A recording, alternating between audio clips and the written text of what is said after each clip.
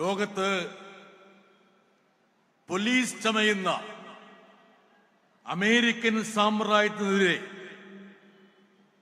India സർക്കാർ നിശബ്ദത പാലിച്ചപ്പോൾ America ചെയ്യുന്നത് തെമ്മാടിത്തമാണെന്നും അക്രമിയുടെ പക്ഷത്ത് നിൽക്കാൻ പാടില്ല എന്നും ജനാധിപത്യത്തിന്റെ ചുവടെയായിരിക്കണം ഇന്ത്യയുടെ നിലപാടെന്നും അദ്ദേഹം ഇവിടെ ഉദ്ഘോഷിച്ചപ്പോൾ ഒരുപക്ഷെ ഇന്ത്യയിലെ ആദ്യത്തെ ഒരു സമുദായ നേതാവിന്റെ പ്രതികരണമായി അത് ഭവിച്ചു എന്ന് മനസ്സിലാക്കണം. എന്തുകൊണ്ടാണ് ഉസ്താദ് ഇന്ത്യയിൽ ചർച്ച ചെയ്യപ്പെടുന്നത് എന്നുള്ളത് അദ്ദേഹത്തിന്റെ ഹ്രസ്വമായ പ്രതികരണത്തിൽ അന്തർലീനമായിട്ടുണ്ട്. വെനിസുല എന്ന് പറയുന്ന ഒരു പരമാധികാര രാഷ്ട്രത്തെ കീഴ്പ്പെടുത്തി അതിന്റെ പ്രസിഡന്റിനെയും അദ്ദേഹത്തിന്റെ സഹധർമ്മിണിയെയും തടവിലാക്കി കടത്തിക്കൊണ്ടുപോകുക എന്ന കാടത്തം അമേരിക്കൻ സാമ്രാജ്യത്വം കാണിച്ചപ്പോൾ കോഴിക്കോട് നിന്ന് അദ്ദേഹം ശബ്ദമുയർത്തിയത് ഇന്ത്യയല്ല ലോകം തന്നെ ശ്രദ്ധിക്കുമെന്ന് ഞാൻ വിചാരിക്കുക. ചേരിചേര പ്രസ്ഥാനത്തിന് നെടുനായകത്വമുണ്ടായിരുന്ന ഇന്ത്യ എന്തുകൊണ്ടാണ് നിശബ്ദതയുടെ വാൽമീകത്തിലേക്ക് പിൻവാങ്ങുന്നത്? മുൻകാലങ്ങളിൽ അമേരിക്ക നടത്തിയ എത്രയോ അതിക്രമങ്ങളെ ഇന്ത്യ തുറന്നു നിർത്തിയിട്ടുണ്ട്. എനിക്കെപ്പോഴും ഓർമ്മയുണ്ട്, ഇറാഖിന് മേൽ അമേരിക്ക യുദ്ധം വർഷിച്ചപ്പോൾ അന്ന് ഇന്ത്യ സർക്കാർ അതിനെ ശക്തിയുക്തം അപലപിച്ചു. എന്നാൽ കഴിഞ്ഞ ഏതാനും വർഷമായി ലോക പോലീസ് ചമഞ്ഞുകൊണ്ട് ഒരു പ്രത്യേക പക്ഷത്തിന് വേണ്ടി, ഇസ്രായേലിന് വേണ്ടി അമേരിക്ക നിലയുറപ്പിച്ചപ്പോൾ അതിനോടൊപ്പം ചേർന്ന് നിൽക്കുക എന്നുള്ള ഒരു ഇരട്ടത്താപ്പാണ് ഇന്ത്യ സർക്കാരിന്റെ ഭാഗത്തുനിന്നുണ്ടാകുന്നത്. ഇറാനെതിരെ ഏകപക്ഷീയമായ ആക്രമണം സംഘടിപ്പിച്ചു. ഇന്ത്യ നിശബ്ദത പാലിച്ചു. ലോകത്തിലെ പ്രധാനപ്പെട്ട പ്രതിസന്ധികളൊക്കെ സൃഷ്ടിച്ചത് അമേരിക്കയാണെന്നുള്ളൊരു തിരിച്ചറിവിലേക്ക് പാശ്ചാത്യ രാജ്യം പോലും, ലോകങ്ങൾ പോലും മടങ്ങുമ്പോൾ എന്തുകൊണ്ടാണ് ലോകത്തിലെ ഏറ്റവും വലിയ ജനാധിപത്യ രാജ്യമെന്ന്, ജനാധിപത്യത്തിന്റെ മാതാവെന്ന് അവകാശപ്പെടുന്ന ഇന്ത്യ ഇതുപോലുള്ള നിശബ്ദതയുടെ കവചം എടുത്തണിയുന്നത് എന്നുള്ള ചോദ്യമാണ് ഉസ്താദിന്റെ ഹ്രസ്വമായ ആ പ്രതികരണത്തിലൂടെ നമ്മൾ മുമ്പോട്ട് വെക്കുന്നത്. എനിക്കെപ്പോഴും ഓർമ്മയുണ്ട്, സദാം ഹുസൈനെ അധികാരത്തിൽ നിന്ന് പുറത്താക്കാൻ വേണ്ടി അമേരിക്ക ഇറാഖിന് മേൽ യുദ്ധക്കെടുതികൾ ആരംഭിച്ച വേളയിൽ അന്ന് ബാഗ്ദാദ് സന്ദർശിക്കാൻ ഒരു അവസരം ലഭിച്ച ഒരു മാധ്യമ പ്രവർത്തകനാണ് ഞാൻ.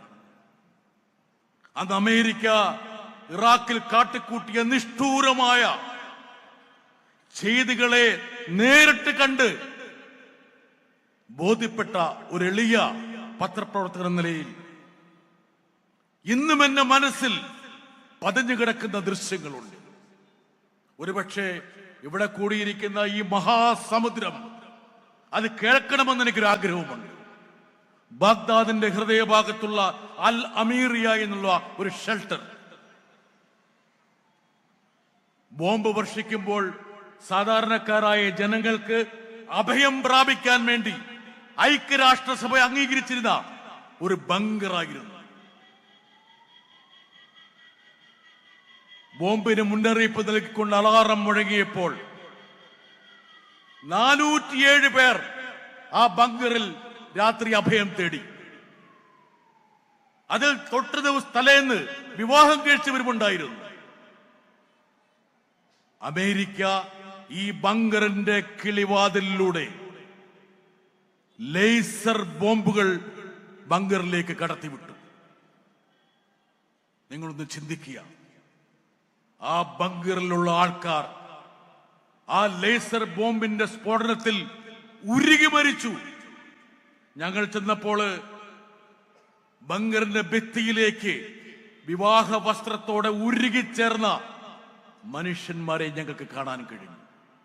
അത്രത്തോളം പൈശാചികമായ ഒരുപാട് ചെയ്തികളിലൂടെ ഈ ലോകത്തെ വരിഞ്ഞു മുറുക്കുന്ന അമേരിക്കക്കെതിരെ എന്തുകൊണ്ട് ഇന്ത്യ ഗവൺമെന്റ് ശബ്ദിക്കുന്നില്ല എന്നുള്ള ചോദ്യം മുതലക്കുളം മൈതാനിയിൽ നിന്ന് ഉയരുമ്പോൾ അത് കേവലപരമായ ഒരു സമുദായത്തിന്റെ ശബ്ദമല്ല, ഒരു രാജ്യത്തെ, ഒരു സമൂഹത്തെ നയിക്കേണ്ട ഒരു ആത്മീയ ശ്രേഷ്ഠൻ അർത്ഥവത്തായ രീതിയിൽ മുന്നോട്ട് വെക്കുന്ന ഒരു മുന്നറിയിപ്പാണ് എന്നുള്ളത് ലോകം തിരിച്ചറിയണം. ഒരു പൊതുപ്രവർത്തകൻ എന്ന നിലയിൽ, ഒരു പാർലമെന്റ് അംഗമെന്ന നിലയിൽ ഇന്ത്യയിൽ എന്താണ് സംഭവിക്കുന്നത് എന്ന് നേരിട്ട് കാണാനുള്ള ഭാഗ്യമോ നിർഭാഗ്യമോ ഉള്ള ഒരു വ്യക്തിയാണ്. ഒരുപക്ഷെ കേരളത്തിലെ മാധ്യമങ്ങൾ റിപ്പോർട്ട് ചെയ്യാതെ പോയ ചില കാര്യങ്ങളുണ്ട്. കഴിഞ്ഞ ദിവസം ബറേലിയിൽ, ഉത്തർപ്രദേശിലെ ബറേലിയിൽ ഒരു നഴ്സിംഗ് വിദ്യാർത്ഥിനി തന്റെ ജന്മദിനം ആഘോഷിക്കാൻ വേണ്ടി സഹപാഠികളെ ഒരു കഫേയിലേക്ക് ക്ഷണിച്ചു. ഒരു നഴ്സിംഗ് വിദ്യാർത്ഥിനി. ആ കുട്ടി ക്ഷണിച്ചവരുടെ പട്ടികയിൽ 2 മുസ്ലിം യുവാക്കളുണ്ടായിരുന്നു.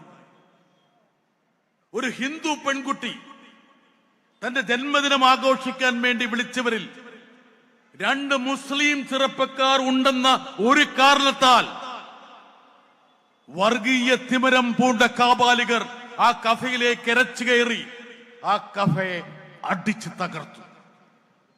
ആ 2 മുസ്ലിം ചെറുപ്പക്കാരെയും അതിശക്തമായ പീഡനത്തിന് ഇരയാക്കി.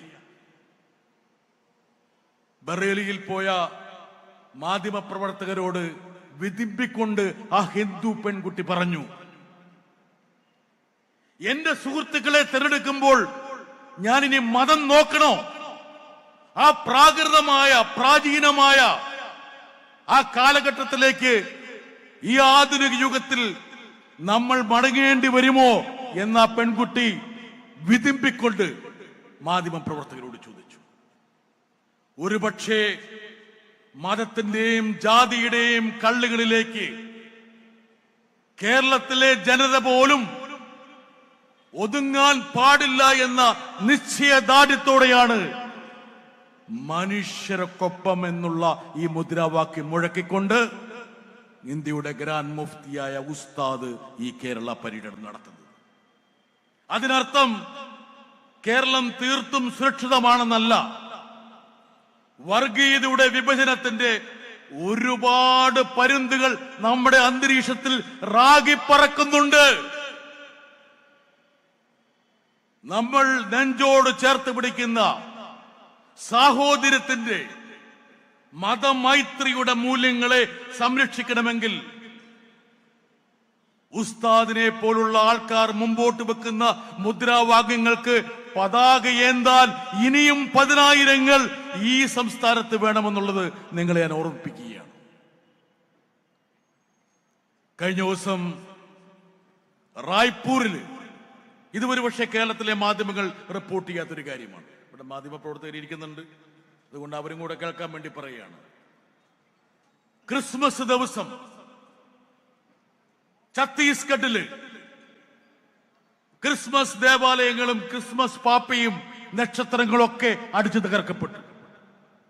ഏതാനും പേരെ പേരിന് റായ്പൂരിൽ ജയിലിലാക്കി. അവര് ജയിലിൽ നിന്ന് ഇറങ്ങിയപ്പോൾ കഴിഞ്ഞ ദിവസം ജബൽപൂരില് സംഘ് പരിവാറിന്റെ നേതൃത്വത്തിൽ വലിയൊരു ഘോഷയാത്ര ക്രൈസ്തവരെ ആക്രമിച്ച സ്കൂളുകളും ദേവാലയങ്ങളും തല്ലി തകർത്തവരെ ആഘോഷമായി സ്വീകരിച്ച് റായ്പൂരിന്റെ തെരുവീതിയിലൂടെ പ്രകോപനപരമായ മുദ്രാവാക്യം വിളിച്ച് അവർ നീങ്ങുന്ന ഒരു ദൃശ്യം. അവർ വിളിച്ച ഒരു മുദ്രാവാക്യത്തോടൊപ്പം ഒരു കീർത്തനവും ഉണ്ടായിരുന്നു. മഹാത്മാഗാന്ധിക്ക് ഏറ്റവും ശ്രേഷ്ഠമായിട്ടുള്ളൊരു കീർത്തനമാണ്. രഘുപതി രാഘവ രാജാറാം പതീതപാവന സീതാറാം. രാമനെ സ്തുതിക്കുന്ന ഒരു കീർത്തനമാണ്. പക്ഷേ ഈ കീർത്തനത്തിൽ ഒരു വരി കൂടി മഹാത്മാഗാന്ധി സ്വാതന്ത്ര്യ പ്രക്ഷോഭകാലത്ത് എഴുതി ചേർത്തിരുന്നു. ഈശ്വർ അല്ലാ തേരാ നാം സബ്കോ സന്മതി ദോ ഭഗവാൻ. ഈശ്വരനും അള്ളയും ഒക്കെ ഒന്നാണ്, ഏവർക്കും സദ്ബുദ്ധി കൂടി നൽകണമെന്നുള്ള മഹാത്മാഗാന്ധിയുടെ ആ സാഹോദര്യത്തിന്റെ, മതമൈത്രിയുടെ ആ ഗാനം പോലും, കീർത്തനം പോലും ഇന്ന് വർഗീയവാദികൾ തങ്ങളുടെ വിഭജനത്തിന് വേണ്ടി ഉപയോഗിക്കുന്ന തലത്തിലേക്ക് ഇന്ത്യൻ രാഷ്ട്രീയം മാറുന്നു എന്നുള്ളതാണ് നമ്മുടെ മുമ്പിലെ ഏറ്റവും പ്രധാനപ്പെട്ട യാഥാർത്ഥ്യം. മഹാത്മാഗാന്ധിയുടെ പേരിലുള്ള ദേശീയ തൊഴിൽദാന പദ്ധതി അസ്തമിച്ചു കഴിഞ്ഞിരിക്കുന്നു. പാർലമെന്റ് സമ്മേളനത്തിൽ നിങ്ങൾ കണ്ടിട്ടുണ്ടാകാം, ജി റാം ജി എന്ന പേരിൽ മഹാത്മാഗാന്ധിയെ രണ്ടാമത് വധിക്കുന്ന രംഗം. RSS വിഭാവനം ചെയ്ത മതരാഷ്ട്രത്തിന് വിരുദ്ധമായി ഒരു മതനിരപേക്ഷ ഭരണകൂടത്തിന് വേണ്ടി മഹാത്മാഗാന്ധി നിലകൊണ്ടു എന്ന ഒറ്റ പേരിലാണ് സംഘ് പരിവാർ അദ്ദേഹത്തെ വെറുക്കുന്നത്. അദ്ദേഹത്തെ വധിച്ചത് തന്നെ അതിന്റെ പേരിലാണ്. മഹാത്മാഗാന്ധിയുടെ പേരക്കിടാവായിട്ടുള്ള രാജ്മോഹൻ ഗാന്ധിയുടെ ഒരു പുസ്തകമുണ്ട്. അദ്ദേഹം പറഞ്ഞു, ജീവിച്ചിരുന്നപ്പോൾ മഹാത്മാഗാന്ധി നൽകിയ സന്ദേശത്തേക്കാൾ വലിയ സന്ദേശം തന്റെ മരണത്തിലൂടെ നൽകി എന്നുള്ളത്. ഒരുപക്ഷെ ഇവിടെ ഇരിക്കുന്ന എന്റെ സഹോദരന്മാർക്ക് അറിയാത്തൊരു കാര്യം കൂടി പറയാം. താൻ വധിക്കപ്പെടുന്നതിന് 2-3 ദിവസം മുമ്പ് അദ്ദേഹം സന്ദർശിച്ചത് ഡൽഹിയുടെ പ്രാന്തപ്രദേശത്തുള്ള മെഹ്റോളി ദർഗയിലായിരുന്നു. ഇന്ത്യ വിഭജനത്തെ തുടർന്ന് ആ ദർഗ ആക്രമിക്കപ്പെട്ടു. കുത്തബ്ദീൻ ബക്തിയാർ കാക്കി ദർഗ പുനർനിർമ്മിക്കാൻ വേണ്ടി 50,000 രൂപ നൽകണമെന്ന് മഹാത്മാഗാന്ധി ആ സന്ദർശനത്തിന് ശേഷം ജവഹർലാൽ നെഹ്റുവിനോട് അപേക്ഷിച്ചു. ഇന്ത്യ സ്വാതന്ത്ര്യം കിട്ടി ആഘോഷ തിമിർപ്പിലായിരുന്ന ഘട്ടത്തിൽ നഗ്നപാതനായി കൽക്കത്തയുടെ തെരുവാറുകളിലൂടെ ഹിന്ദുക്കളും മുസ്ലിങ്ങളും ഒരുമിച്ച് നിൽക്കണമെന്നുള്ള ആഹ്വാനം നടത്തിക്കൊണ്ട് അദ്ദേഹം അലഞ്ഞു തിരിയുകയായിരുന്നു.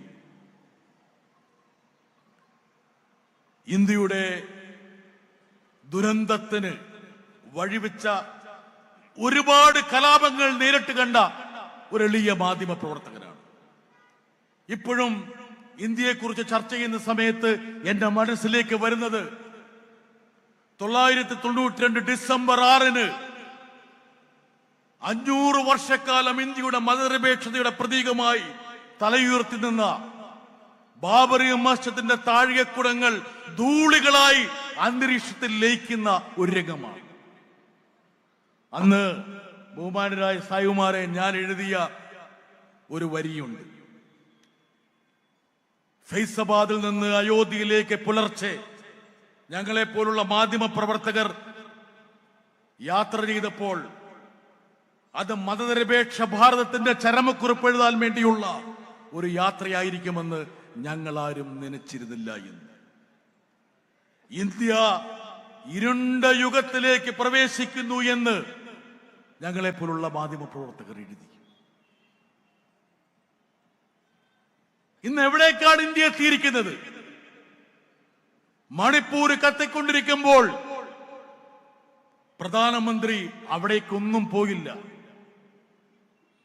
ബാബറി മസ്ജിദ് തകർത്ത സ്ഥലം തകർത്തവർക്ക് തന്നെ നൽകിക്കൊണ്ടുള്ള ഒരു സുപ്രീം കോടതി വിധി വന്നു. ആ സുപ്രീം കോടതി വിധിയെ നമ്മളെല്ലാം മാനിക്കുന്നു, കോടതിയെ നമ്മളെല്ലാം ആദരിക്കുന്നു. എന്നാൽ ഇന്ത്യയുടെ പ്രധാനമന്ത്രി ക്ഷേത്രത്തിന്റെ പ്രാണപ്രതിഷ്ഠയ്ക്ക് പോയപ്പോൾ ഇന്ത്യൻ പാർലമെന്റിൽ എഴുന്നേറ്റ് നിന്ന് ഞാൻ പറഞ്ഞു, പ്രധാനമന്ത്രിയിൽ അർപ്പിതമായിരിക്കുന്ന ഉത്തരവാദിത്തം എന്ന് പറയുന്നത് പൗരന്മാർക്ക് പ്രാണൻ നിലനിർത്തുക എന്നുള്ളതാണ്.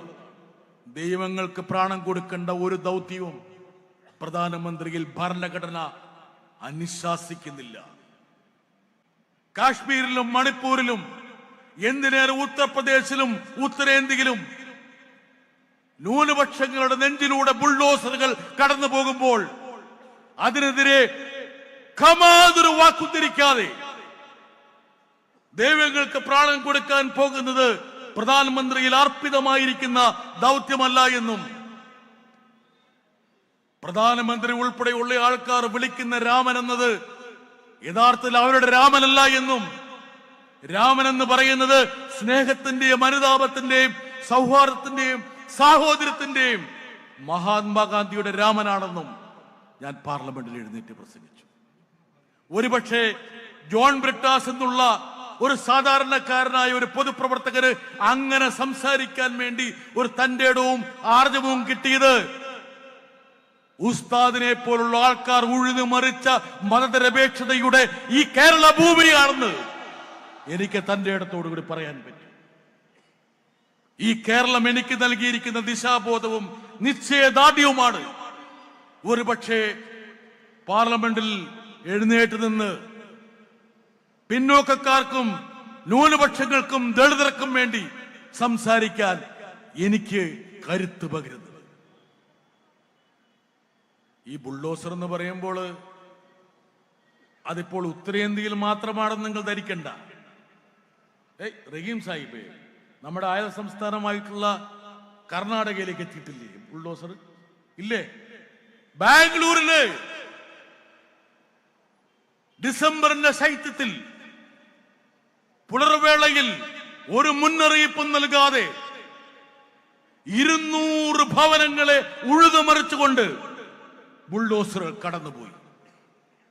ബുൾഡോസറിന് സെക്കുലർ ബുൾഡോസർ എന്നുള്ള പേരൊന്നുമില്ല. അങ്ങനെ ചില ആൾക്കാർ, അല്ലോട് റഹീം സാഹിബ്, അങ്ങനെ ആൾക്കാർ വിശേഷിപ്പിക്കാൻ വേണ്ടി ശ്രമിച്ചു. ഒരു മുന്നറിയിപ്പാണ്. നമ്മുടെ അയൽ സംസ്ഥാനത്തേക്ക് പോലും ബുൾഡോസറുകൾ എത്തുന്നുണ്ട്. ഒരുപക്ഷെ ഇതൊക്കെ നമുക്ക് മുന്നറിയിപ്പുകൾ നൽകേണ്ടിയിരിക്കുന്നു. ഞാന് കഴിഞ്ഞ പ്രാവശ്യം ഉസ്താദിന്റെ ഒരു പരിപാടിക്ക് വേണ്ടിയിട്ട് കാന്തപുരത്ത് ഇവിടെ എത്തിയിരുന്നു, മർക്കസിൽ. ആ പരിപാടി കഴിഞ്ഞ ശേഷം ഞാൻ മർക്കസിൽ പോയി വിദ്യാർത്ഥികളുമായിട്ട് സംവദിച്ചു ഒരു 2 മണിക്കൂർ. എനിക്ക് അത്ഭുതം തോന്നി. എന്താ കാരണം എന്ന് വെച്ചാൽ ഇന്ത്യയുടെ എല്ലാ ഭാഗത്തു നിന്നുള്ള വിദ്യാർത്ഥികൾ, അതിലൊരു 20-25ഓളം കാശ്മീരിൽ വന്ന കുട്ടികളുമായിട്ട് ഞാൻ സംവദിച്ചു. എനിക്കറിയാം ഉസ്താദിന്റെ കാശ്മീർ യാത്രയിൽ ഭീകരവാദത്തിൽ അനാഥമാക്കപ്പെട്ട എത്രയോ കുഞ്ഞുങ്ങളെ ഉസ്താദ് ചേർത്ത് നിർത്തി അവരെ വിദ്യാഭ്യാസത്തിന്റെ പടച്ചട്ടയണിയിച്ച് സമൂഹത്തിലെ പ്രോജ്വലരായിട്ടുള്ള അണികളായി വിളക്കി ചേർത്തിട്ടുണ്ട് എന്ന്. അതിൽ വസീം അക്രം എന്ന് പറയുന്ന ഒരു ചെറുപ്പക്കാരന്റെ മനസ്സലിയിക്കുന്ന ഒരു സാമൂഹ്യ മാധ്യമക്കുറിപ്പ് പോലും എനിക്ക് വായിക്കാൻ കഴിഞ്ഞു. തീവ്രവാദത്തിൽ നിന്നും, അരാജകത്തിൽ നിന്നും, ഭരണകൂട ഭീകരതയിൽ നിന്നും ഒരു യുവതലമുറയെ മോചിപ്പിക്കാൻ വേണ്ടി ഉസ്താദിനെ പോലുള്ള ആൾക്കാർ പ്രദാനം ചെയ്യുന്ന ആത്മീയ വിദ്യാഭ്യാസത്തോടൊപ്പം ചേർത്ത് വെക്കുന്ന ഭൗതിക വിദ്യാഭ്യാസം ശ്രേഷ്ഠമാണെന്നും ഇത് മാതൃകയാണെന്നും ആ വസീം അക്രം എന്നുള്ള ആ ചെറുപ്പക്കാരൻ എഴുതി വെച്ചു. ഒരു പൊതുപ്രവർത്തന എന്ന നിലയിൽ ഉത്തരേന്ത്യയിലെ പല സ്ഥലങ്ങളിലും ഞാൻ പോകാറുണ്ട്. ഓപ്പറേഷൻ സിന്ദൂറിന് ശേഷം ഇന്ത്യ ഗവൺമെന്റ് ആഗോള നയതന്ത്ര ദൗത്യത്തിന്റെ ഭാഗമായി കുറച്ച് എംപിമാരെ വിദേശത്തേക്ക് വിട്ടു. അന്ന് അതോടൊപ്പം ചേരാൻ വേണ്ടിയുള്ള ഒരു ഭാഗ്യം എനിക്കുമുണ്ടായി.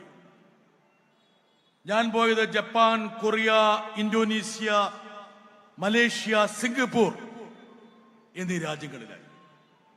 അപ്പോൾ അവിടെയുള്ള വിവിധ വിഭാഗം ജനങ്ങളുമായിട്ട് സംവദിച്ചു. പാർലമെന്റേറിയന്മാർ, അതുപോലെ തന്നെ നാനാ തുറയിലുള്ള വ്യക്തികൾ, മന്ത്രിമാർ, സാധാരണക്കാർ, അങ്ങനെ പലരും. അവരെല്ലാം ചോദിച്ച ഒരു ചോദ്യമുണ്ട്. മതനിരപേക്ഷതയുടെ ഈറ്റില്ലമായിരുന്ന ലോകത്ത് ജനാധിപത്യത്തിന്റെ പതാക ഏന്തിയ,